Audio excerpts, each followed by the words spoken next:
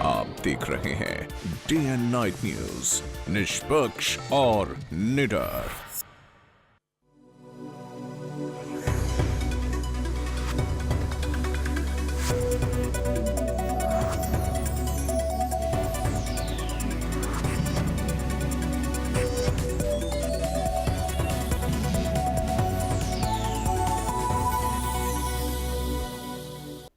नमस्कार, मैं हूं रूपक शर्मा और आप देख रहे हैं हिमाचल समाचार। छात्रों के जबरदस्त विरोध के बावजूद आखिरकार हिमाचल प्रदेश विश्वविद्यालय के ईसी की बैठक में विश्वविद्यालय समेत राज्य के तमाम सरकारी कॉलेजों में फीस वृद्धि पर मुहर लगा दी गई है।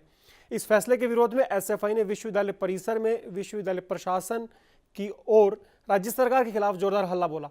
इस दौरान विश्वविद्यालय को पुलिस छावनी में तब्दील कर दिया गया था।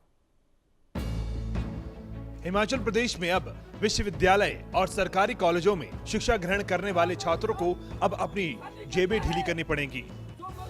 एचपीयू की एग्जीक्यूटिव कमेटी की बैठक में राज्य के सभी सरकारी कॉलेजों समेत हिमाचल प्रदेश विश्वविद्यालय में भी 30 से 35% तक की वृद्धि करने का फैसला किया है। इसके अलावा हर साल फीस में 10% बढ़ोतरी पर भी ईसी ने अपनी मोहर लगाई। वहीं इस फैसले के बाद अब सभी छात्र संगठनों ने अपना विरोध दर्ज करवाना शुरू कर दिया है।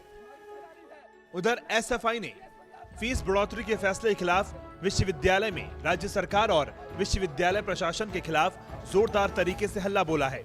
एसएफआई का आरोप है कि फीस बढ़ोतरी के फैसले का सबसे ज्यादा और नकारात्मक प्रभाव प्रदेश के गरीब छात्रों पर पड़ेगा।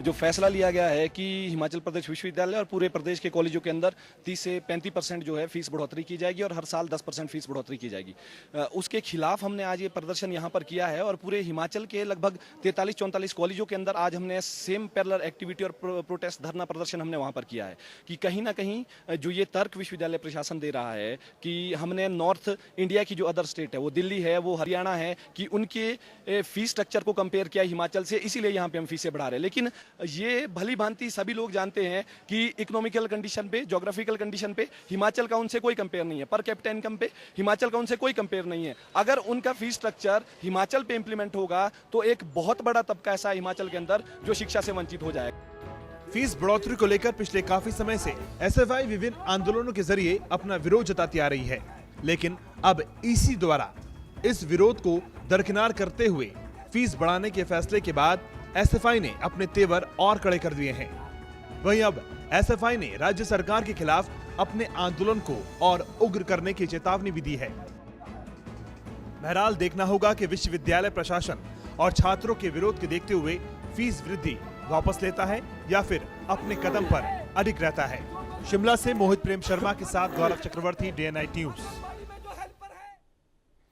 हिमाचल प्रदेश विश्वविद्यालय की ओर से फीस वृद्धि को लेकर सोलन कॉलेज में एसएफआई और एनएसयूआई ने धरना प्रदर्शन किया और विश्वविद्यालय प्रशासन के खिलाफ जमकर नारेबाजी की। इस दौरान छात्र संगठनों ने वीसी का पुतला भी फूंका। छात्रों के मुताबिक एचपी यूनिवर्सिटी की ओर से 35% फीस में वृद्धि की गई है, जिसका असर सीधा सीधा प्रदेश के छात्रों पर पड़ेगा। उन्होंने चेतावनी भरे लहजे में कहा कि अगर बढ़ी हुई फीस जल्द वापस नहीं ली गई तो वे अपना प्रदर्शन तेज कर देंगे।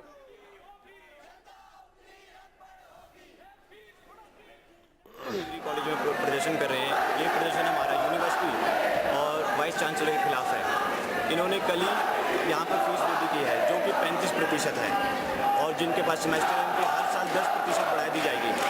ये गरीब बच्चे वो इसको अफोर्ड नहीं कर सकते हैं।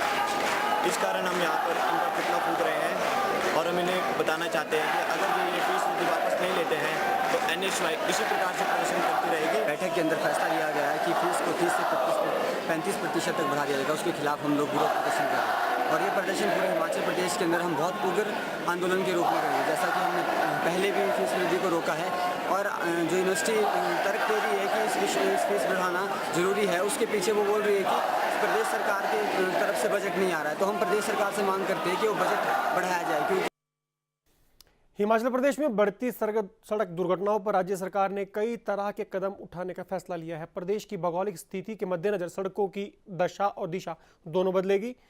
दुर्घटनाओं पर रोक लगाने के लिए अब राज्य सरकार ने पुणे के सेंटर रोड रिसर्च इंस्टीट्यूट को अधिक दुर्घटना संभावित जिलों शिमला, सिरमौर, मंडी और सोलन में सड़कों का सर्वे करने और उन्हें दुरुस्त करने का कार्य सौंपने का फैसला लिया है। शिमला में आयोजित एक पत्रकार वार्ता के बाद सूबे के परिवहन मंत्री जीएस बाली ने इसकी पुष्टि करते हुए सुन्नी में दर्दनाक बस दुर्घटना के असल कारण जल्द सामने लाने की बात कही। जीएस बाली ने इस दुर्घटना के लिए प्रारंभिक जांच में भारी धुंध और बेहद तंग सड़क होने का हवाला दिया। उन्होंने कहा कि दुर्घटना की असल वजह जांच पूरी होने के बाद ही सामने आ पाएगी। मैंने जैसे आपको बताया भी एक मैजिस्ट्रियल इंक्वायरी और टेक्निकल इंक्वायरी दोनों चल रही हैं। और कल हम स्पॉट में गए थे, हमने फोटोग्राफ भी आपको दिखाई है।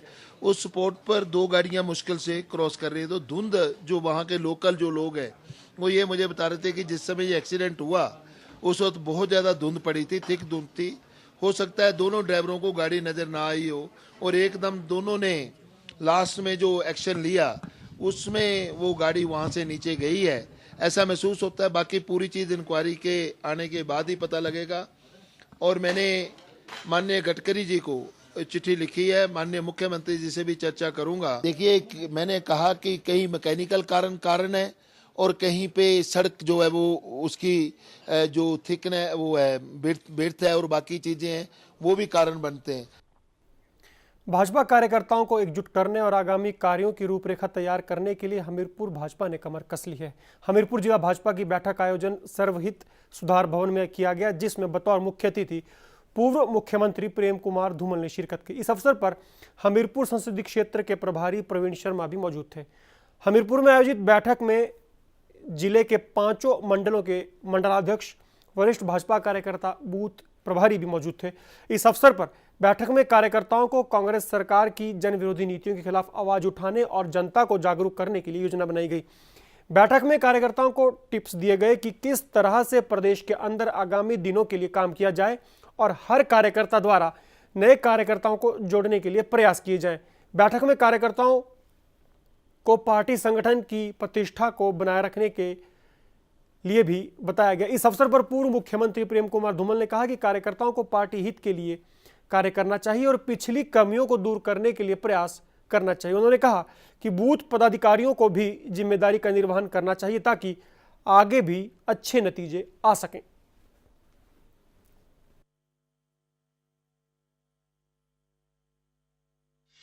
चारों संसदीय क्षेत्रों को जीतने की, सुजानपुर के बाई इलेक्शन को जीतने की और विकास ठाकुर के ग्लासगो में सिल्वर मेडल जीतने की जोरदार ताली लगा के उसमें भी कुछ अच्छा हुआ होता है जिससे सबक सीखने की जरूरत होती है। उसमें भी कमियां नजर आती हैं जिनको दूर करने की आवश्यकता होती है। ठीक इसी प्रकार से जीत में भी जिन कारणों से जीत हुई उनको आइडेंटिफाई करना, उनको चिन्हित करना और उनके आधार पर आगे बढ़कर सफलता को और शानदार बनाने का प्रयास। और जीत के बावजूद कई बार कई कमियां रह गई होती हैं। बहुचर्चित ज्योति हत्याकांड मामले में पंचकुला की कोर्ट में आज सुनवाई हुई। मुख्य आरोपी रामकुमार चौधरी समेत सभी आरोपियों को कोर्ट में पेश किया गया। आज बचाव पक्ष के 6 गवाहों का बयान दर्ज किए गए। अब तक बचाव पक्ष के 15 लोगों का बयान दर्ज किए जा चुके हैं। अगली सुनवाई में बाकी के बचे हुए गवाहों के बयान दर्ज किए जाएंगे। मामले की अगली सुनवाई 5 अगस्त तय हुई है। इससे पहले पुलिस मामले के सभी 12 आरोपियों के 313 सीआरपीसी के तहत बयान दर्ज कर चुकी है। गौरतलब है कि चंडीगढ़ में बतौर पीजी रहने वाली होशियारपुर की ज्योति का पंचकुला के सेक्टर 21 में सड़क पर शव मिला था। उसके चेहरे पर गाड़ी चढ़ाकर उसकी पहचान मिटाने की भी कोशिश की गई थी। इस मामले में पुलिस की जांच की सुई बद्दी से दून से जो एमएलए हैं रामकुमार तक पहुंची। रामकुमार चौधरी पिछले 18 महीनों से इस केस के सिलसिले में जेल में बंद है। मामले की सुनवाई पंचकुला फास्ट ट्रैक कोर्ट में चल रही है।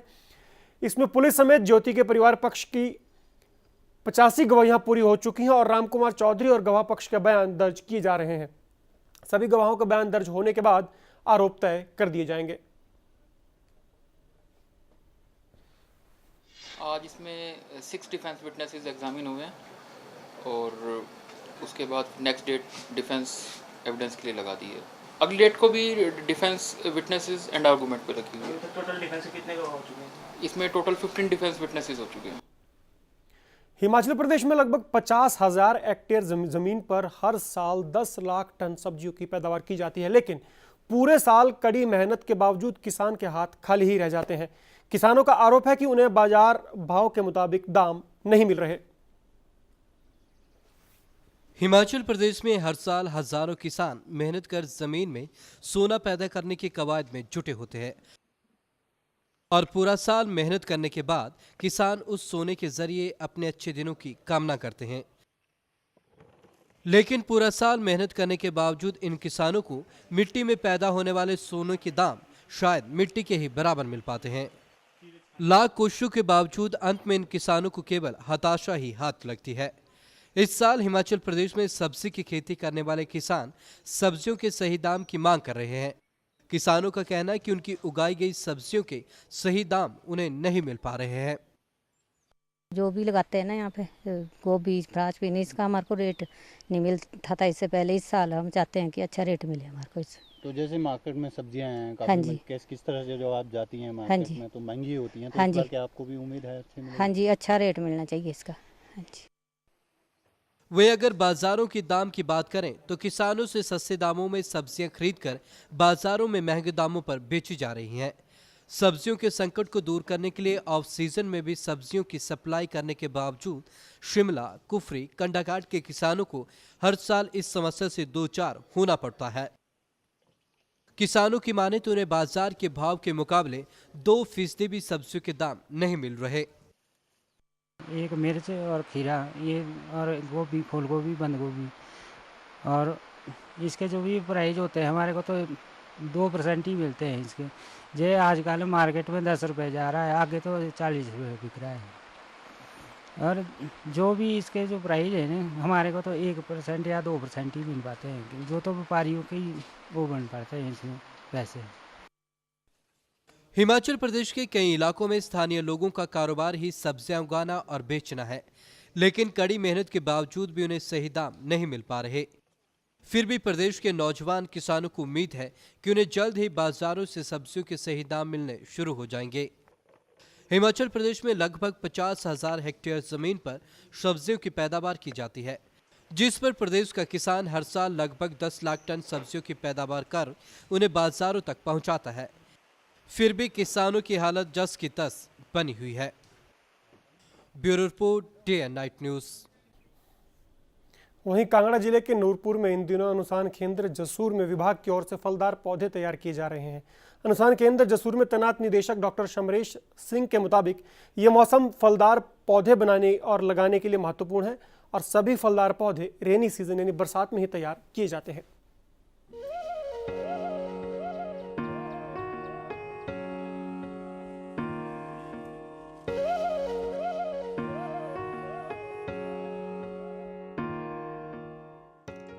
बरसात का मौसम फलदार पौधों को बनाने व लगाने के लिए महत्वपूर्ण है।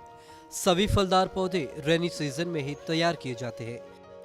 ये कहना है डॉक्टर YS परमार, क्षेत्रीय बागवानी केंद्र जसूर में तैनात निदेशक डॉक्टर शमशेर सिंह राणा का। इन दिनों अनुसंधान केंद्र में विभाग द्वारा फलदार पौधे तैयार करने और बनाने का काम चल रहा है। इस मौके पर डॉक्टर राणा ने बताया कि सभी फलदार पौधे बरसात के मौसम में ही तैयार किए जाते हैं। उनका कहना है कि जिस तरह आम के पौधों की कलम की जाती है, उसी प्रकार आंवले के पौधों को भी कलम किया जाता है। लीची, अमरूद, फालसा, क्रोधा के पौधे व पपीते के पौधे भी इसी सीजन में तैयार किए जाते हैं। उनका कहना है कि विभाग द्वारा बागवानों को हर साल 20,000 के करीब पौधे दिए जाते हैं, जिससे बागवान लाभ प्राप्त कर सके। पौधे बनाने का भी सीज़न होता है, इसमें पौधे लगते भी हैं और अगले आने वाले सीज़न के लिए पौधे कलमी पौधे तैयार भी किए जाते हैं। आम के पौधे भी इसी सीज़न में कलम किए जाएंगे, आंवले के पौधे भी इसी सीज़न में कलम किए जाएंगे, लीची के पौधे भी इसी सीज़न में गुट्टी की विधि द्वारा तैयार किए जाएंगे, अमरूद के पौधे भी इसी सीज़न में जो है वो गुट्टी की विधि से तैयार किए जाएंगे, फालसे के पौधे इसी विधि से तैयार होंगे, करौंदे के पौधे इसी विधि से तैयार होंगे। लेकिन जो पपीता आजकल हम दे रहे हैं, इसको हम बीज के तैयार किए जाते हैं। पपीते के ऊपर किसी तरह की कलम नहीं होती, पपीते को बीज के ही तैयार किया जाता है। तो सर कितने बागवान यहाँ से लाभ उठाते हैं? हम लगभग हर साल 20,000 के आसपास जो हैं बागवानों को पौधे यहाँ से सप्लाई करते हैं। डॉक्टर राणा का कहना है कि प्रदेश के निचले क्षेत्रों में ज्यादातर आम व आंवले के पौधे साइड मिनियर ग्राफ्टिंग द्वारा तैयार किए जाते हैं। उन्होंने बताया कि वह किसी भी पौधे को अच्छे पौधे की कलम करके अच्छी किस्म तैयार कर सकते हैं। नूरपुर से अजय गुलेरी के साथ Vivek Sharma, day and night news.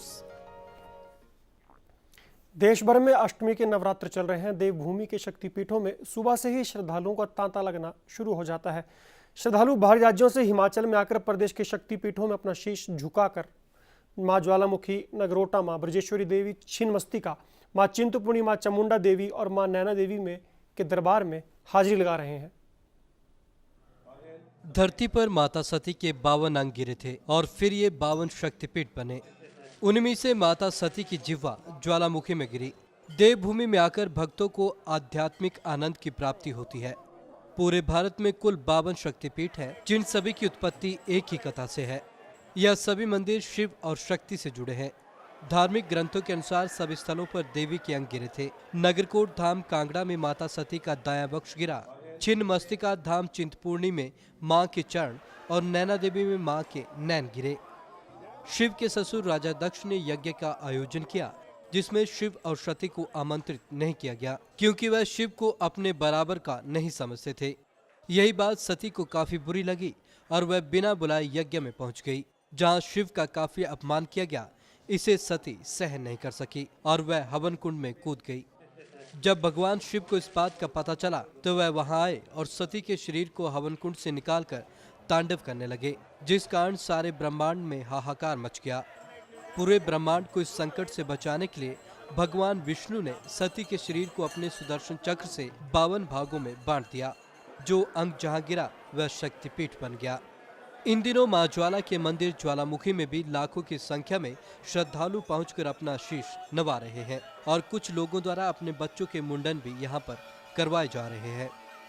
श्रद्धालुओं का कहना है कि उन्हें यहां आकर बहुत अच्छा लग रहा है और मां के दर्शन करने से मन को शांति मिल रही है। भक्तजनों का कहना है कि मां ज्वाला देवी हर मनोकामना को पूरा करने वाली देवी है। बहुत अच्छा लगता है, मन्नत मांगते हैं तो पूरी हो जाती है। नहीं, बहुत अच्छा लग रहा है। हम हर साल महामाई के इन्हीं दिनों में यहाँ पे आते हैं और महामाई का आशीर्वाद देने के लिए आते हैं। यहाँ सब कुछ अच्छा लग रहा है हमें। मैं अपने बेटे के मुंडन के लिए आई हूँ। अच्छा लग रहा है। ज्वालामुखी मंदिर ट्रस्ट के अध्यक्ष दिवांशु भूषण ने बताया कि ज्वालामुखी 52 शक्तिपीठों में से एक है। उनका कहना है कि ज्वालामुखी एक ऐसा शक्तिपीठ है जहां मां के दर्शन साक्षात ज्वाला के रूप में होते हैं। यहाँ पर सती का जो है ये विशेष महत्व इसलिए माना गया है क्योंकि 51 शक्तिपीठों में सिर्फ यही एक ऐसी जगह है जहाँ साक्षात दर्शन ज्वाला के रूप में होते हैं। यहाँ कोई पिंडी या मूर्ति के दर्शन नहीं है। वह इस बारे में एसडीएम का कहना है कि श्रावण मेलों के दौरान प्रशासन द्वारा सुरक्षा के पुख्ता इंतजाम किए गए हैं। श्रद्धालुओं को किसी प्रकार की कोई असुविधा न हो, इसका भी पूरा ख्याल प्रशासन द्वारा रखा जा रहा है। श्रावण नवरात्रि को लेकर जो है वो हमने पूर्ण पुख्ता इंतजाम किए हैं। पुलिस की व्यवस्था भी पूर्ण रूप से की गई है। इसके अलावा हमने होमगार्ड के जवान भी बुलाए हुए हैं और हमारा जो मेटल डिटेक्टर्स हैं प्लस वो जो डोर मेटल डिटेक्टर्स हैं वो सारे वहाँ पे जितने भी हमारे एंट्री पॉइंट्स हैं वहाँ पे इंस्टॉल किए हुए हैं। जगह जगह भिन्न भिन्न स्थानों पे जो है वो पुलिस के इंतजाम कड़े किए हैं ताकि किसी भी अप्रिय घटना से जो है वो बचा जा सके। वहीं दूसरी तरफ मेलों के दौरान स्थानीय दुकानदारों के चेहरे भी खूब खिले हुए नजर आ रहे हैं, क्योंकि इन मेलों में दुकानदार भी अच्छी खासी चांदी कूट रहे हैं। यहाँ पर हम दुकानदारों भाइयों के जो है आजकल जो है कारोबार में अच्छी खासी बढ़ोतरी हुई है और यात्री जो है काफ़ी संख्या में जो है माँ के दरबार में दर्शनों को पहुँच रहे हैं। श्रावण अष्टमी के नवरात्र के चलते हिमाचल प्रदेश में बाहरी राज्यों से जमकर यहाँ पर भक्तजन पहुँच रहे हैं। नूरपुर से अजय गुलेरी के साथ Vivek Sharma, day and night news. तो हिमाचल समाचारों में आज बस इतना ही, लेकिन आपसे कल हिमाचल की ताजा 3 खबरों के साथ फिर होगी मुलाकात। तब तक दीजिए इजाजत। नमस्कार। खबरों की दुनिया में आइए, हमारे साथ कहीं भी और कभी भी जुड़िए। हम मिलेंगे फेसबुक पर, हम दिखेंगे यूट्यूब पर, हमें फॉलो कीजिए ट्विटर पर। खबरों के साथ बने रहिए रात दिन।